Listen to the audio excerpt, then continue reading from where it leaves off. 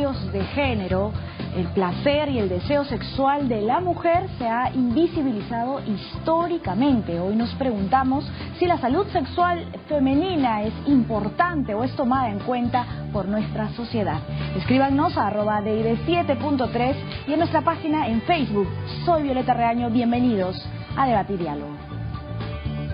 El placer femenino es aún un tabú. La falta de sexo puede ocasionar un divorcio. Debe probarse un fármaco que ayude a la actividad sexual de la mujer. La salud sexual de los hombres es más importante. Los hombres tienen opciones de tratamiento para la disfunción sexual. No se conocen los efectos de una pastilla en la mujer. Esas son cosas de hombres. Nuestra sociedad no valora el placer sexual de la mujer. El machismo afecta a la sexualidad femenina. Un medicamento ayudaría a las mujeres con menopausia. Las mujeres tienen miedo de hablar sobre el tema. Propongamos más normas que favorezcan a las mujeres. Respetemos los derechos sexuales femeninos. La salud sexual de la mujer es tomada en cuenta por nuestra sociedad. Bien, y damos inicio a Debate y Diálogo. El día de hoy nos encontramos con Giovanni Casafranca, especialista en reproducción humana de la clínica Procrear, y también nos acompaña Elizabeth Aliaga, ella es psicóloga. Bienvenidos al programa. ¿Cómo estás?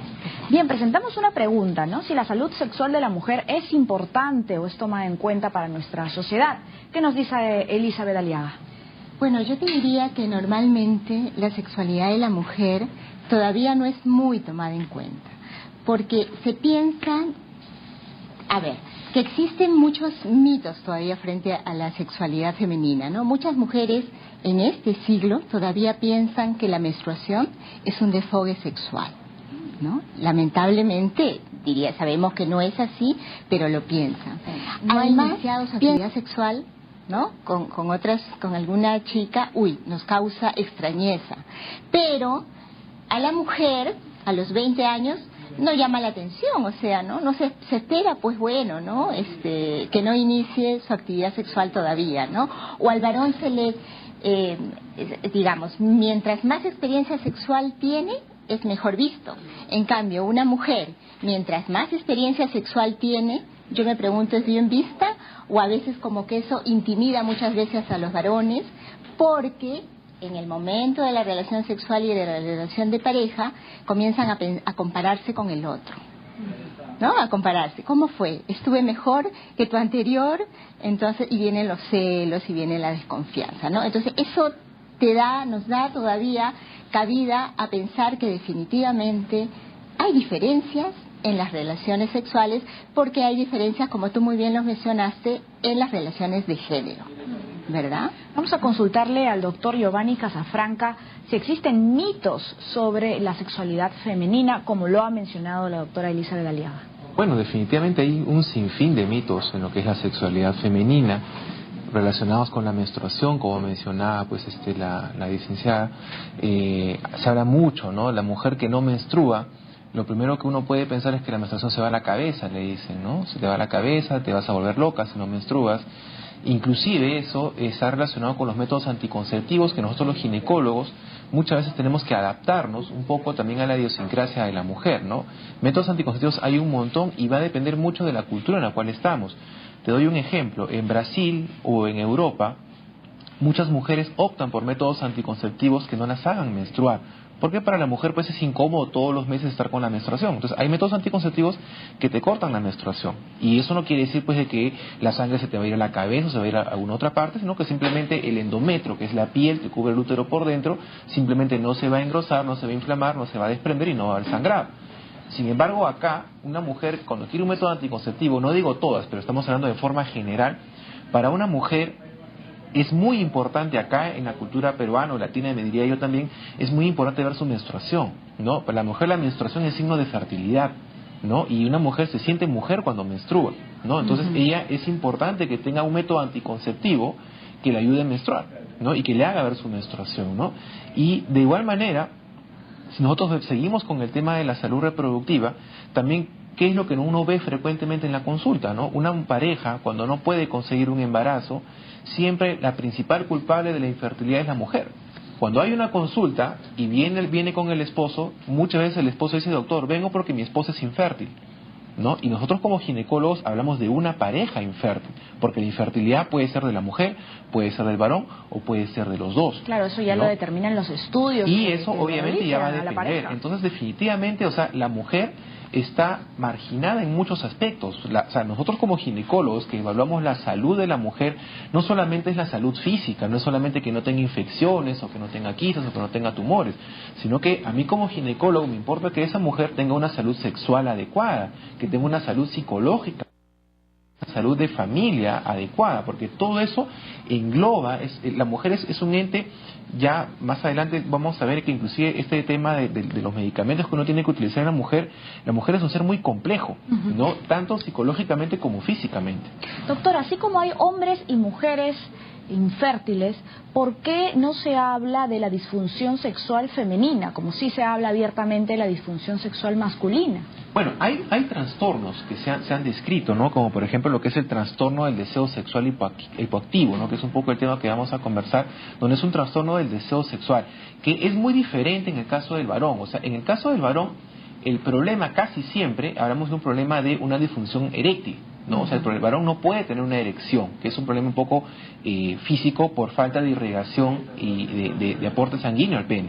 En el caso de la mujer, este síndrome del deseo sexual hipoactivo es un problema que va mucho más allá de un tema físico, sino es un problema psicológico relacionado con alteraciones hormonales en la mujer y que muchas veces o generalmente se ven mujeres en periodos premenopáusicos, sin que tampoco esto sea ajeno a mujeres de edad mucho más joven, ¿no? Claro, en este caso yo quisiera aportar el deseo sexual hipoactivo. Lamentablemente lo tienen hasta mujeres jóvenes, ¿no? Mujeres adolescentes, mujeres jóvenes. Y en la estructura, en la base de esto, está básicamente una represión permanente frente a la sexualidad, ¿no? Porque normalmente nos crían a las mujeres pensando que el sexo es malo, que el sexo es una cosa para varones, ¿no? Que la mujer tiene que ser recatada, que la mujer no puede expresar sus deseos sexuales abiertamente. Y entonces dicen, mira, hay dos tipos de mujeres, ¿no? Las fáciles y las que no son fáciles, ¿no? Y eso todavía, incluso en la universidad, todavía los chicos te hablan, ¿no? Oye, las jugadoras, las no jugadoras, ¿no? Entonces, eso le causa mucho daño porque la mujer reprime su deseo sexual. Y la base, que tiene que ver también con factores hormonales, pero mucho es psicológico y mucho es también toda la estructura cultural que te dice, ¿no? El sexo es malo, el sexo es pecaminoso, ¿no? Entonces, ya abiertamente, por ejemplo, hasta hace algunos años, hablar, por ejemplo, de la masturbación era más, el varón se masturba más que la mujer. Ahora ya sabemos que la mujer también tiene deseos y también se masturba, porque ya dijimos, no es que la menstruación sea un desfogue sexual, ¿no? Pero otra cosa que también estaba mencionando el doctor acerca de la fertilidad, si bien es cierto, hay muchos problemas de mujeres que son infértiles, pero hay todavía, yo diría, toda una presión social de considerar que una mujer se realiza cuando es madre, ¿no? Y entonces esa presión social también influye en tu forma de ser, en tu forma de conceptuar la vida y en tu forma de acercarse a las personas. Pues entonces la mujer que llega a los 30, 35, ya no te digo 20, porque cada vez más la etapa del matrimonio se ha ido alargando, ¿no? Pero se sienten mal si tienes 35 años y no tienes un hijo, ¿no? Y todavía hay esta presión social, ¿no? ¿Y qué pasa si la mujer decide no tener hijos? O sea, porque puede ser por optar, ¿no? Por una decisión, ¿no? Entonces, yo creo que todo esto, hay como la mujer maternal. Entonces, una mujer maternal obviamente no la vamos a considerar una mujer sexual, porque entra en contradicción, ¿no? O sea, no sé si me dejo entender, pero yo creo que ahí es muy importante trabajar esto desde pequeños, ¿no? Que la sexualidad no solamente tiene que ver con la cuestión reproductiva. Exactamente, ¿no? Se habla, por ejemplo, de trastornos o de problemas de fertilidad, pero insisto, en cuanto al tema del placer y del deseo sexual, sobre todo femenino, no se habla, o se habla muy poco, sigue siendo un tabú. Exacto. Uno de los grandes tabúes que existen sobre estos temas, ¿no? Sobre la sexualidad femenina. ¿Por qué existe, por ejemplo, doctor Giovanni Casafranca, el Viagra para la disfunción eréctil y no existe un medicamento enfocado a las mujeres? Bueno, yo te digo que sí se habla de los problemas de las mujeres, solamente que no se habla públicamente. Yo en la consulta tengo muchas mujeres jóvenes y en edad perimenopáusica que tienen problemas. O sea, pero no, en el ámbito privado, ¿verdad? En el ámbito de consulta. Claro, en el ámbito personal, de consulta, obviamente muchas mujeres acuden por este problema, ¿no? Y a veces acuden al ginecólogo como un tipo de confesor para comentarles y que a veces interceda con la pareja, ¿no? Porque es muy frecuente, o sea, que el hombre tiene relaciones con la mujer y el hombre muchas veces se comporta simplemente como egoísta. Él cumple su deseo sexual, él termina su relación sexual y no le importa absolutamente nada si es que la mujer ya logró también conseguir el placer en la relación. Termino, me tapo y se acabó. O sea, y a veces uno no se preocupa de la mujer y sabemos que fisiológicamente la mujer toma más tiempo. La mujer es todo un proceso de estimulaciones que va a lograr que la mujer tome más tiempo en conseguir el placer en una relación sexual, cosa que si el hombre no toma conciencia de eso o simplemente no le importa, él opta por tener una relación sexual rápida, termina él y la mujer se queda en el aire, y eso obviamente a la larga va a causar problemas de familia. A lo que tú me preguntabas de los medicamentos, el Viagra es un medicamento que se hizo para el varón por un problema de disfunción eréctil, ¿no? Cosa que la mujer no, porque la mujer no tiene erección, o al menos una erección que sexualmente vaya a dificultar la relación sexual, ¿no? Entonces, el Viagra se utilizó, es un medicamento para el caso del varón, en el cual no puede tener una erección sexual por los motivos que fueran, ¿no? Hay N causas de este tema. Pero en el caso de la mujer, no hay, pues en realidad, medicamentos para los problemas del deseo sexual. Te digo una cosa. Hay uno, pero que todavía no está aprobado por el FDA. Todavía no está, exactamente. Y sobre este tema vamos a volver tras la pausa, porque es momento de hacer un breve corte en debate y diálogo, pero regresamos para seguir conversando sobre este tema tan importante. Pausa y volvemos.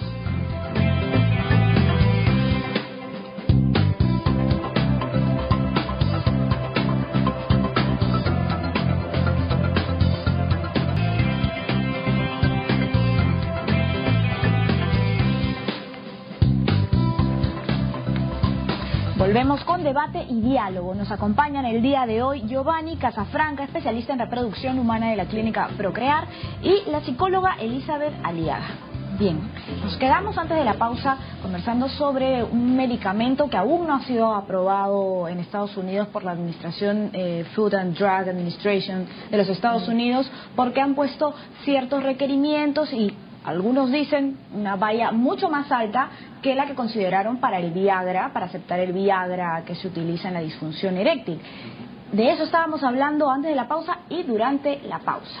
¿Cuál es su comentario? Bueno, lo que justo te iba a comentar era que a la actualidad existen cerca de 26 productos para la disfunción eréctil masculina, ¿no? Y obviamente la mujer no tiene ni uno, ¿no? O sea, lo único que hasta ahora se utiliza en el caso de la mujer para los trastornos del deseo sexual son trastornos hormonales, ¿no? Específicamente en mujeres perimenopáusicas, donde cuando nosotros sabemos que la mujer que está en el climaterio, donde ya es una etapa de cambios, ¿no? Y cuando cesa la función hormonal, dentro de los cambios que se presenta de lo que es sequedad vaginal, cambio de humor, bochornos, de palpitaciones, también la mujer va a experimentar una disminución de la libido. Entonces, hasta ahora, lo único que se puede utilizar para la disminución de la libido es el uso de testosterona en spray o en gel, que eso ayuda un poco a levantar la libido femenino, pero también pues tiene, como hormonas que son, pues tiene a veces algunos efectos adversos, ¿no? La presencia de acné, el aumento de la vellosidad en el cuerpo, entonces definitivamente son efectos que a veces a la mujer van a ser incómodas.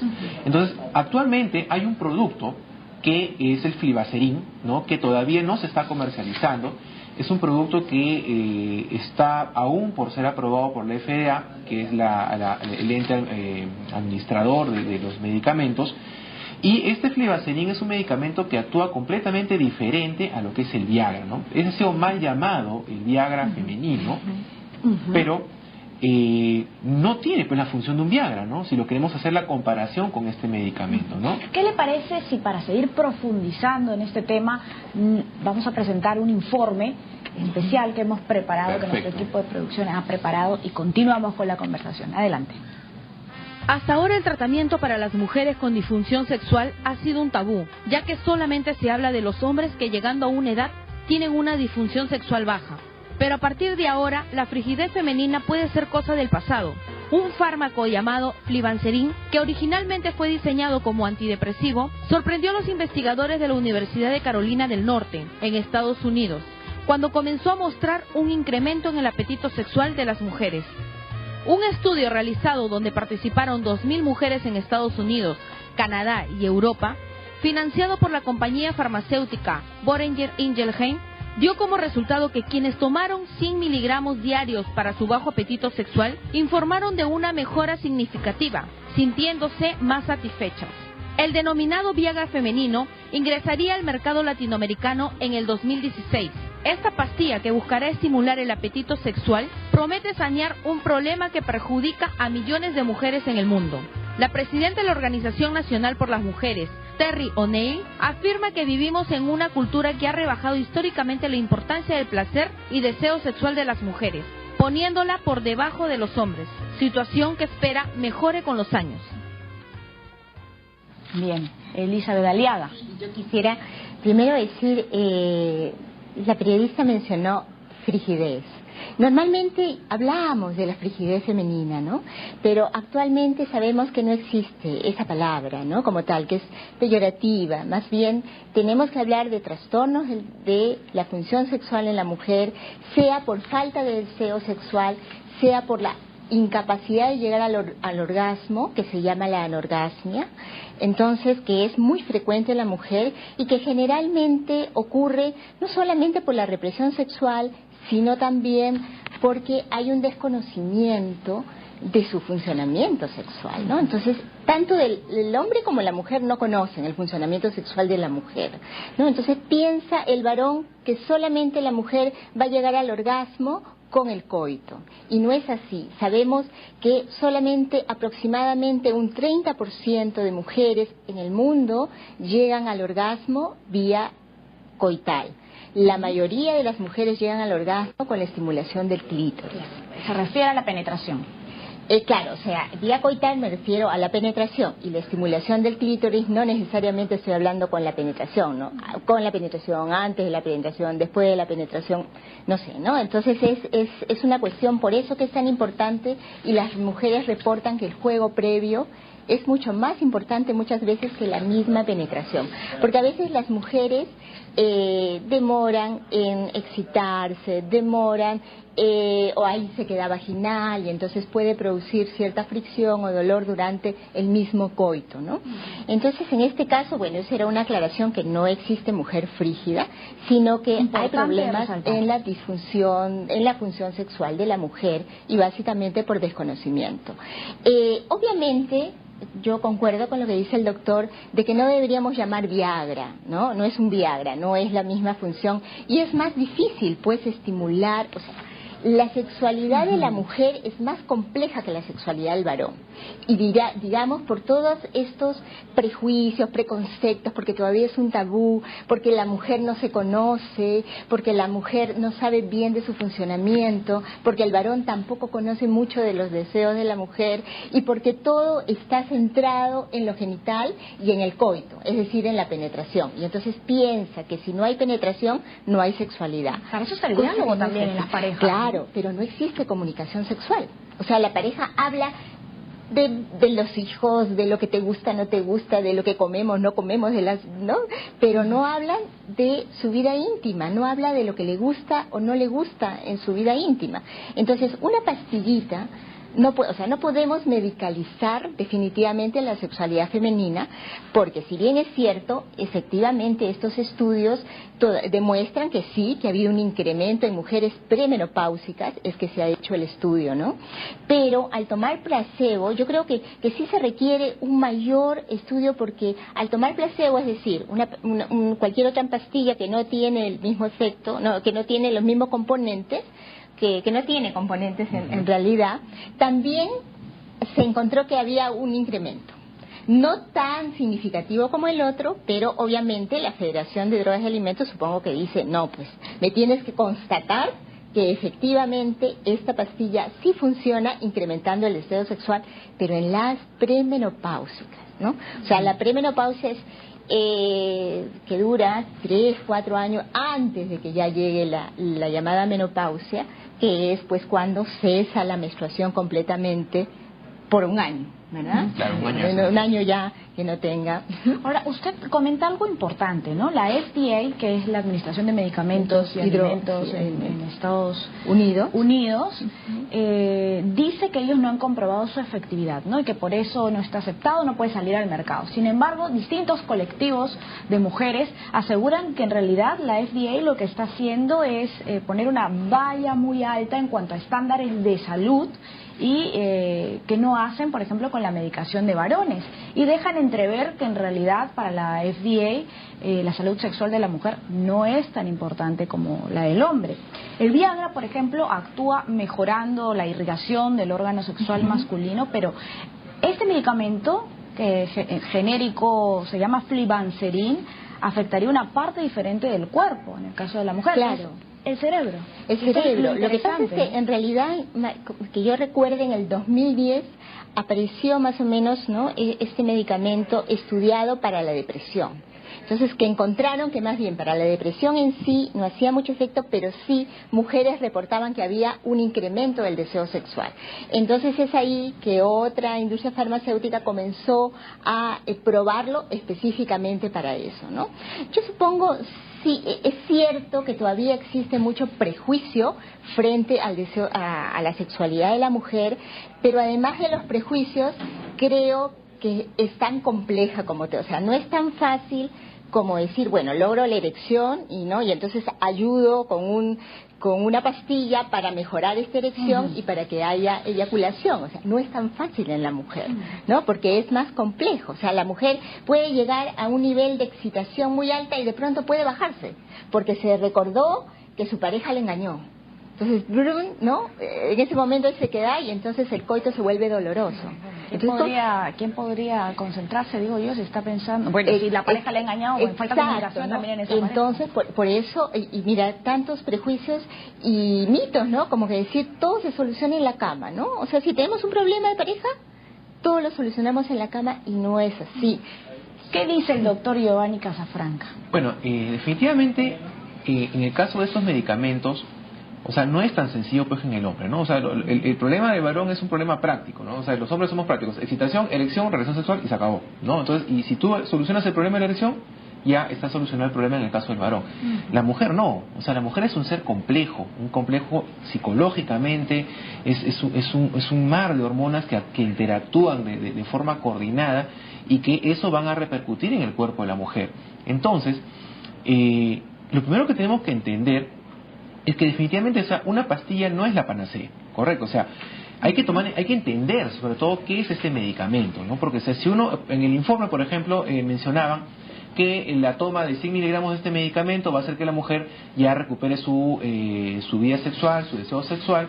Y también en otra parte del informe comenta pues de que esta pastilla lo que va a hacer pues es elevar el deseo sexual de la mujer, ¿no? Claro, esto según un estudio, claro, ¿no?, en el que participaron 2.000 mujeres en Estados Unidos, Canadá y Europa. Claro, ¿qué es lo primero que tienes que entender? Lo primero que tenemos que entender es que este medicamento es diferente en el Viagra, empezando por el simple hecho del tipo de medicamento, ¿no? El Viagra va a ayudar a la irrigación del pene para que haya una buena erección. En el caso de la mujer, el Flibanserin es un medicamento, un antidepresivo, es un neuromodulador, ¿correcto? O sea, partimos de que este medicamento lo que va a actuar es sobre tres sustancias que hay en el cerebro, que es la dopamina, la norepinefrina y la serotonina, que esas tres hormonas son las que se encargan de poder regular el estado de ánimo.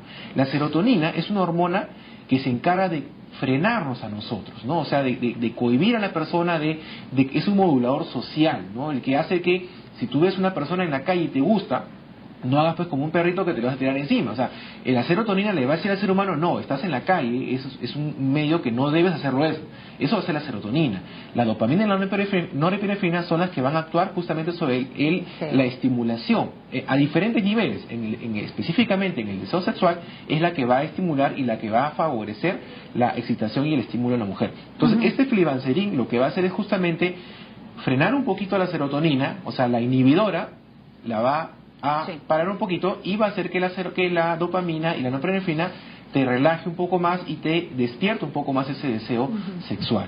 ¿no? El flibanserin, bueno, popularmente ha sido llamado Viagra femenino. Claro que no actúa de igual forma ni en las mismas partes del cuerpo en un hombre que en una mujer. No son medicamentos, además el Viagra es una cosa, es algo totalmente distinto. La única forma por la cual se le ha relacionado con el Viagra es porque está relacionado con el tema sexual. Exacto. ¿no? Ahora, yo me pregunto si en consulta le han preguntado a algunas parejas o mujeres preocupadas si existe algo parecido al Viagra, pero en el caso de las mujeres. No, claro, sí me lo preguntan constantemente, yo les digo que no hay. ¿No? ¿Por qué? Porque el Viagra, ¿cómo actúa? Es una pastillita que la tomas unos minutos antes de la relación sexual y luego pues tiene un periodo de acción. Dependiendo del medicamento que utilizas, unos tienen 8 horas, 12 horas, 3 días, depende del medicamento. En este caso, y eso es importante también porque, o sea, si yo soy una persona que tengo malicia y yo escucho que hay una pastilla que va a aumentar el deseo sexual de la mujer, yo digo, perfecto, entonces con esto yo voy a empezar pues a pepear a las mujeres y a intentar usar este medicamento para aprovecharme de ellas, ¿no? Les pongo en el trago este medicamento y les voy a hacer pues que se les eleve el deseo sexual. Pero este flibanserin actúa completamente diferente. El Viagra es una pastilla, el flibanserin tienes que tomar por lo menos un mes el medicamento. ¿Y puede actuar de distinta manera en una mujer que en otra mujer? En general, los resultados de los estudios dicen que el 53% de mujeres notan mejoría en el deseo sexual. Obviamente no todas, ¿no? Y esta es una mejoría progresiva. Los estudios muestran la efectividad a la primera dosis, a las 3 dosis, a la semana, a las 3 semanas, al mes. Y se ha visto que a la primera dosis y en las primeras semanas no hay ningún cambio en la mujer. O sea, y los cambios significativos o clínicamente significativos se han visto a partir del mes de uso, ¿no? Entonces, cuando una mujer recién tiene un mes utilizando este medicamento, recién ella va a notar una mejoría en el deseo sexual. Ahora, es importante también la indicación. Todo medicamento tiene que tener una indicación. Este medicamento se ha utilizado para lo que es el trastorno del deseo sexual hipoactivo. O sea, una mujer que usualmente vemos en edad perimenopáusica, que obviamente también hay algunas mujeres más jóvenes que lo tienen, pero este medicamento inicialmente se está indicando en mujeres perimenopáusicas donde hay este trastorno. ¿Este trastorno en qué consiste? En que la mujer experimenta una disminución del deseo sexual y de fantasías sexuales. O sea, simplemente no tiene absolutamente ganas de nada.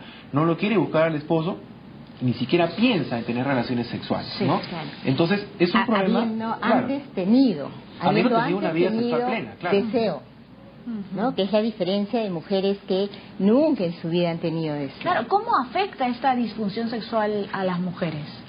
Sí, afecta psicológicamente. Física y psicológicamente. Sí, porque primero, claro, ya no quieren saber nada con el marido, y psicológicamente se sienten menos mujeres, ¿no?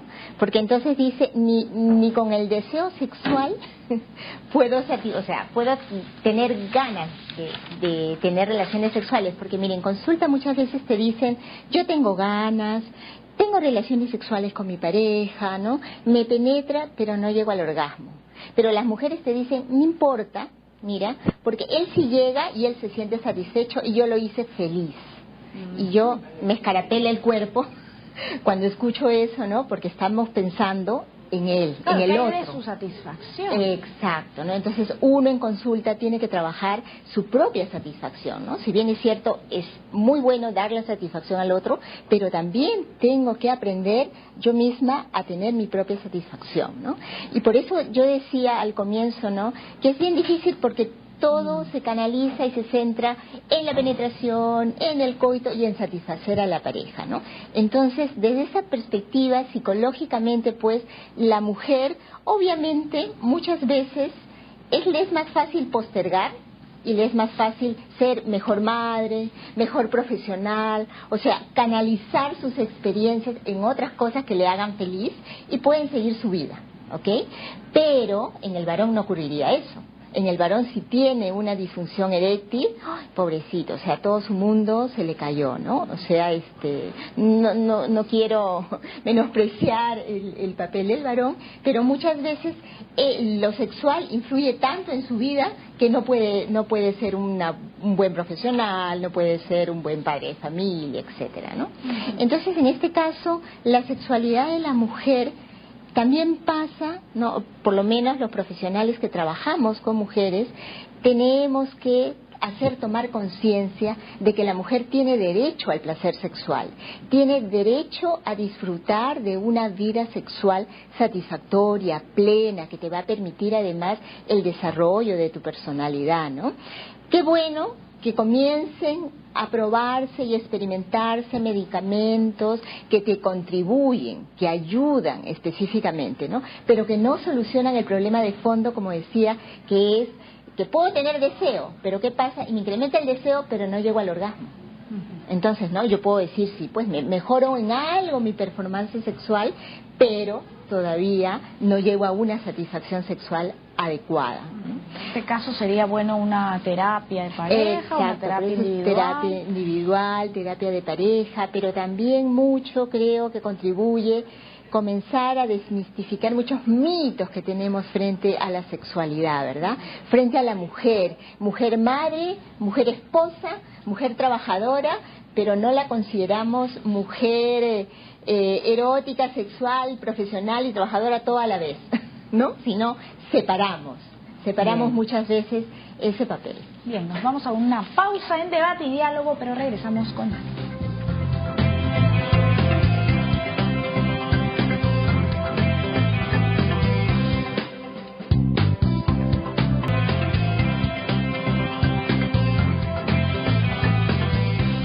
Estamos de regreso con debate y diálogo. Nos acompañan el día de hoy Giovanni Casafranca, especialista en reproducción humana de la clínica Procrear, y la psicóloga Elizabeth Aliaga.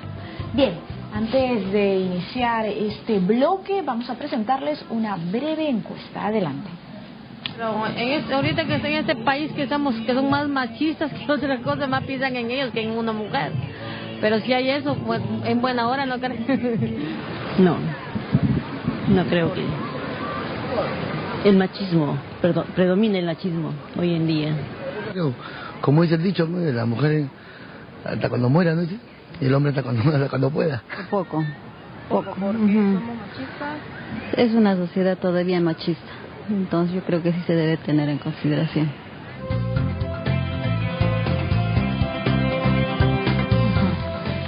Bien, nos contó nuestro equipo de producción que muchas mujeres se resistieron un poco a contestar la pregunta si la salud sexual de la mujer debería ser tomada en cuenta o es importante en nuestra sociedad. Esto un poco por los mitos y los prejuicios de los cuales hablábamos. ¿Por qué es importante la salud sexual, doctor Giovanni Casafranca, la salud sexual de la mujer? ¿Y qué le ha parecido la encuesta? La encuesta es ya un reflejo de lo que hemos estado viniendo conversando hace buen rato, ¿no? Que es un tabú, ¿no? Es algo que todavía está a menos, no se considera la importancia o simplemente no se le da la importancia que merece, ¿no? Como dije al inicio acá de la conversación, la salud de la mujer no solamente es la salud física, sino también la salud sexual. Y la salud sexual de la mujer está de la mano con la salud psicológica, con el bienestar personal de la mujer, ¿no? O sea, ¿de qué te sirve no tener infecciones? ¿De qué te sirve no tener tumores, no tener miomas? Si tú vives pues no contenta en tu vida personal, ¿no? Si tú tienes una relación con tu esposo o con tu pareja en el cual pues tú te limitas a complacer a tu pareja porque eso es lo que te enseñaron o porque simplemente tienes miedo de manifestar tu sexualidad, ¿no? Entonces obviamente todo eso es un problema ya social que viene pues desde chiquitas, ¿no? Entonces obviamente la mujer poco a poco ya en estos tiempos, la mujer está un poco ya despertando su conocimiento sobre su sexualidad, sobre sus derechos sexuales. La mujer cada vez le pide más al hombre, la mujer cada vez pregunta más, quiere saber más sobre su sexualidad, sabe que ella también tiene derechos y obviamente es importante eso para la mujer, ¿no? Es importante, como le digo, porque la mujer es un ente social, psicológico, físico, mental, es todo un ente complejo y si algo de esos puntos falla, se va a caer pues todo el castillo de naipes, ¿no? Entonces todo tiene que ir de la mano, tanto la salud física como la psicológica como la sexual. Y esto me lleva a considerar que tendremos que trabajar desde la niñez, ¿verdad? O sea, yo sé que por ahí estamos tratando de dar educación sexual en los colegios, pero, mire, yo que he participado en varias capacitaciones para docentes, qué sé yo, nunca se logra concretar realmente decir, vamos a hacer una adecuada educación sexual integral desde la niñez hasta que salen, ¿no?, de la escuela. Y no se trata solamente de enseñarle los órganos genitales. Cuando yo estudié de pequeñita, yo que me acuerdo, ¿no?, que en los libros te enseñaban cabeza, tronco, extremidades, y siempre aparecían las truzas. Bueno, ahora creo que ya en los libros de los niños, ¿no?, ya se ve los órganos genitales, pero ahora no solo son órganos genitales, vuelvo a decir, sino tenemos que hablar del placer, de los sentimientos asociados, ¿no?, de todo este despertar sexual. Por ejemplo, los adolescentes te dicen, me gustaría que me hablen de cómo puedo afrontar cuando me deja la enamorada, cuando me deja el enamorado, ¿no?, y cómo la mujer todavía se siente menos si ya tuvo relaciones sexuales y termina con esa pareja, ¿no? Entonces hay una carga social más fuerte, ¿no? Entonces, una carga moral, una carga religiosa también, podríamos decir, en nuestra sociedad. En nuestra sociedad todavía, sí. En nuestra sociedad, en muchas sociedades latinoamericanas, ¿no? O sea, todavía la ideología de las diferentes religiones muchas veces pesa, ¿no? Porque hay religiones también en donde no solamente tienes una mujer, tienes varias mujeres, ¿no? Entonces te imaginas que eso ya es, por ejemplo, qué sé yo, ¿no?, identificar a la mujer como o cosificarla, ¿no? O sea, o una utilización de la mujer como un objeto sexual para satisfacer al hombre, ¿no? Entonces creo que la educación sexual integral es bien importante, el tocar estos temas y el tocar sobre todo la sexualidad de la mujer, ¿no? Y en pareja, porque imagínate, cuando uno se va a casar, ¿no?, o bueno, para convivir creo que no le piden que tienen que hacer ciertas charlas previas, ¿no?, si no conviven nada más, pero deberían haber, ¿no?, deberían las municipalidades, por ejemplo, deberían tener espacios, charlas donde enseñar a ser buenos padres, pero también, ¿no?, cómo mejorar sus relaciones de pareja, incluyendo el aspecto sexual, dando información, ¿no? Yo me imagino un país diferente, un país más informado, un país donde las mujeres también podemos reclamar, no solamente al varón, sino en general podemos tener mejores relaciones de pareja, siendo más democráticos, ¿no? Y democratizar el placer creo que es importante. Claro, en el primer bloque nos hablaba curiosamente el doctor Giovanni Casafranca sobre que su consulta se había convertido como una especie de lugar de confesión. Sí. Y usted, una especie de sacerdote también. Por decirlo así. Bueno, los médicos somos sacerdotes en muchas oportunidades y el paciente, no solamente con los ginecólogos, sino creo que en las diferentes especialidades, muchas veces el paciente se abre con uno porque primero que eres una persona extraña, ¿no? Y en segundo lugar, a veces ya no tan extraña porque la ves tanto tiempo en la consulta que ya le agarras confianza, ¿no?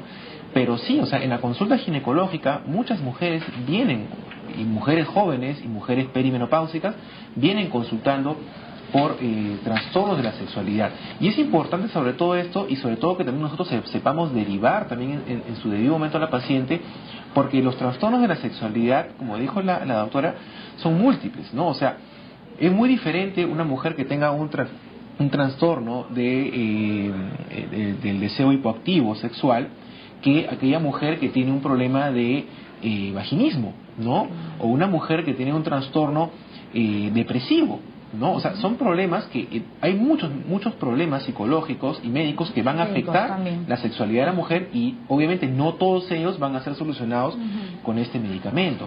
Mujeres que tienen dolor, por ejemplo, sienten dolor cuando realizan... Por supuesto, claro. O sea, y el dolor por las relaciones sexuales puede verse si es una mujer perimenopáusica porque ya las hormonas han dejado de lubricar la vagina, o en una mujer de repente más joven que tiene una infección vaginal y pues está irritada la parte de la vagina, y el esposo pues no la lleva a una consulta o simplemente no quiere, pues igual pues quiere tener relaciones sexuales a pesar de que la mujer está con una infección.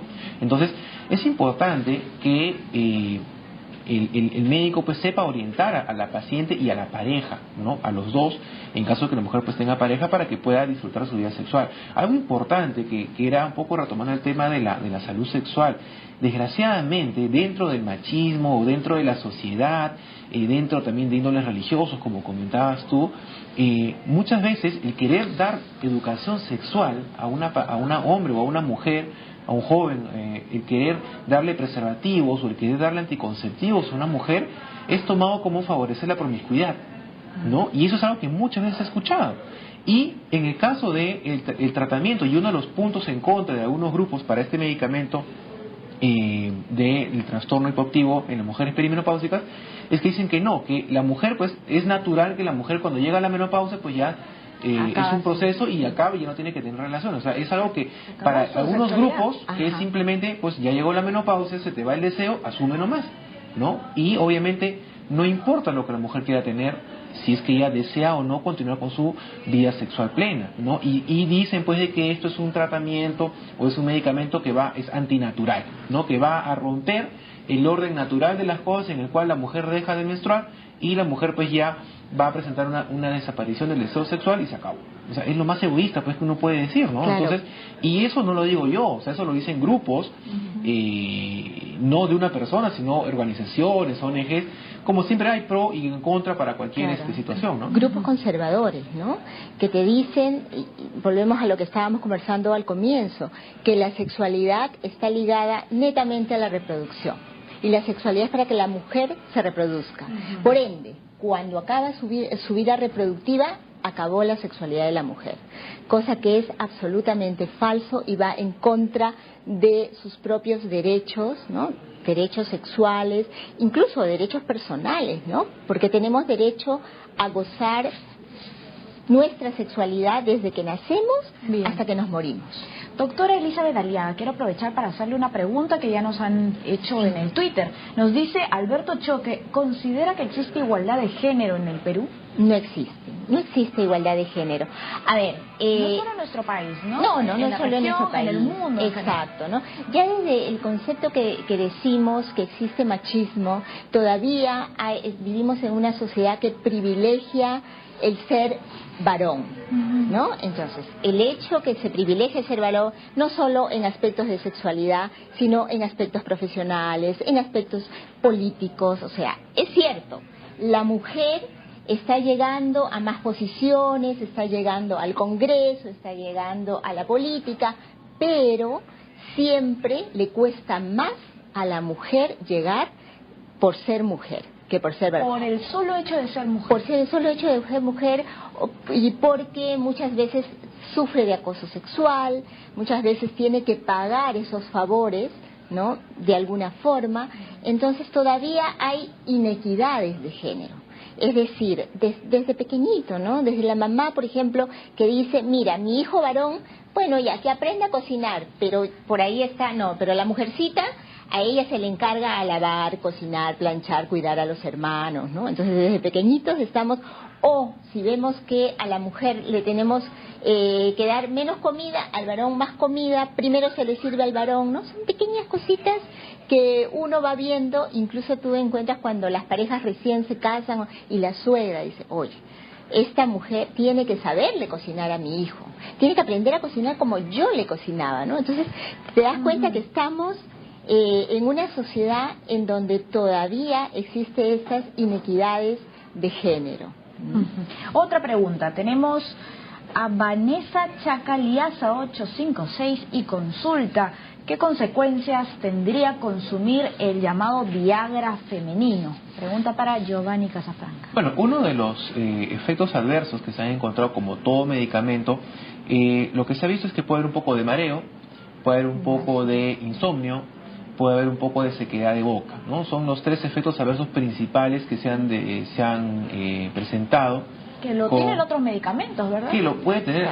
Una aspirina tiene efectos adversos, un antiinflamatorio, hasta el más simple que te puedes imaginar los va a tener, ¿no? Definitivamente es uno de los puntos en contra por el cual la FDA todavía no ha aprobado este producto, es porque se dice que no hay todavía evidencia científica suficiente y que según ellos todavía los beneficios no superan los efectos adversos que se pueda presentar. Realmente es un producto que no tiene estudios, yo he buscado algún estudio al respecto y fuera de los que ha presentado el laboratorio no me habla de qué tan serias son las complicaciones, qué tan serio puede ser el insomnio. Si yo me pongo a pensar de que este medicamento va a estimular lo que es la serotonina y la dopamina, que son neurotransmisores que estimulan, Entonces es como pues que te tomes unas buenas tazas de café, ¿no? O sea, la mujer va a estar un poco acelerada. Entonces, si uno ve las consecuencias físicas de ese estado, pues es esperable pues que haya de repente taquicardia, que haya pues que haya insomnio, que haya una serie de problemas, ¿no? Entonces, pudieran presentarse. Realmente la intensidad de los síntomas no lo sé, ¿no? Pero es uno de los puntos en contra que se dice que aún no se ha visto si es que el costo supera el beneficio, ¿no? Pero lo que se ha demostrado, lo que se ha visto, al menos en los estudios, es que la puede presentar sequedad de boca, insomnio y mareos o palpitaciones.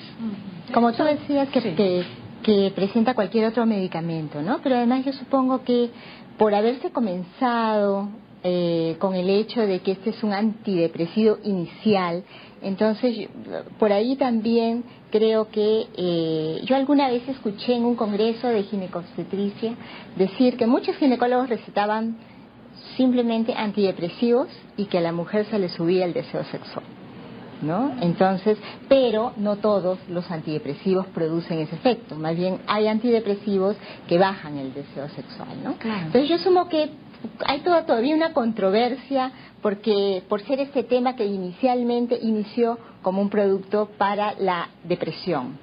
Aprovecho también para compartir otra pregunta de nuestros tuiteros. Joana196 nos dice, ¿sería necesario que una chica de 30 años consuma este tipo de medicamentos teniendo en cuenta que no tiene deseo sexual con su pareja?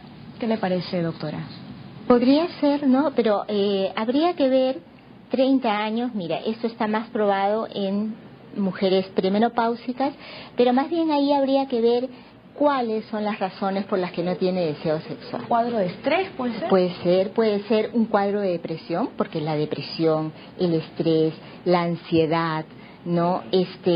Situaciones no resueltas con la pareja, ¿no? Muchas veces estas situaciones no resueltas hacen que uno bloquee su deseo sexual, ¿no? Mala técnica también puede ser, a veces uno hablando con la pareja y enseñándole técnicas adecuadas puede responder mejor, ¿no? Identificando qué le gusta a uno y al otro. Exacto. Mire, volvemos a decir, ¿no? Este medicamento lo está siendo probado, pero en premenopáusicas. Ahora, ¿no? Si tiene 30 años y es perimenopáusica... Yo creo que va a pasar lo mismo que pasó con el Viagra, ¿no? Cuando el Viagra salió hace 20 años, más o menos, hasta un poco más creo, el Viagra era utilizado pues en problemas de disfunción eréctil, ¿no? Esa era la indicación del medicamento y hasta ahora si uno ve el papelito dice pues problemas para disfunción eréctil. Pero ¿qué es lo que vemos ahora?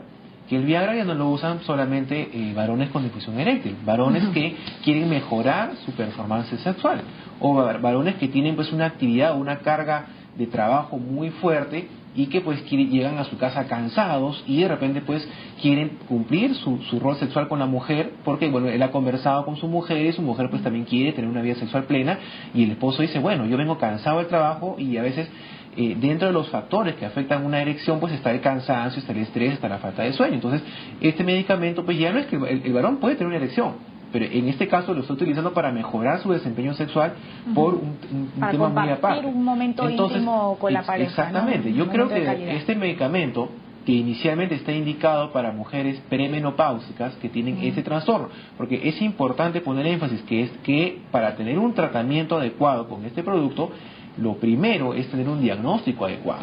O sea, si tú no tienes un diagnóstico adecuado y tiene un cuadro depresivo, tiene un trastorno de cualquier índole diferente a un trastorno de disfunción sexual, el medicamento pues no va a cumplir su función, ¿no?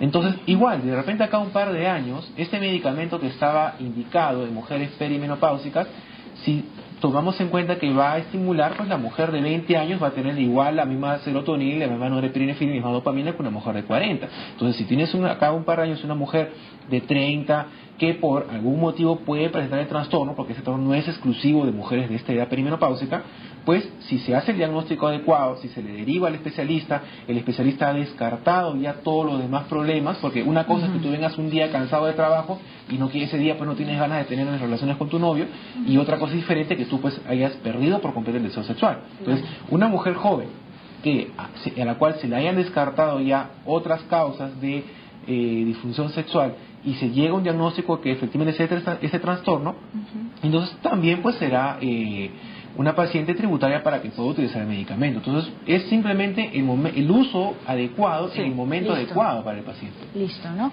Decía una psicóloga de la Universidad de Nueva York que la sexualidad es más que una cuestión médica. Así que ante una situación de estas, acudir al médico, por un lado, y por otro lado también a un psicólogo o una psicóloga. Ya lo hemos conversado el día de hoy. Muchísimas gracias a ambos, a Giovanni Casafranca, especialista en reproducción humana de la clínica Procrear, y también a la psicóloga Elizabeth Aliaga. Muchas gracias por compartir con nosotros en Debate y Diálogo. Voy a leer brevemente unos comentarios de nuestras redes sociales. Nos dice Zoraida T. Ante la pregunta que hicimos al inicio, ¿la salud sexual de la mujer es tomada en cuenta por nuestra sociedad? Nos dice Zoraida que no, que vivimos en una sociedad demasiado machista. Betty Sánchez nos escribe: la sexualidad de la mujer es un tabú en la actualidad, las mujeres no tenemos libertad. Y Medalit nos escribe: ya debe acabar el machismo, las mujeres también tenemos que sentirnos satisfechas en el sexo. Gracias por acompañarnos y recuerde que el debate también es diálogo. Chao, hasta mañana.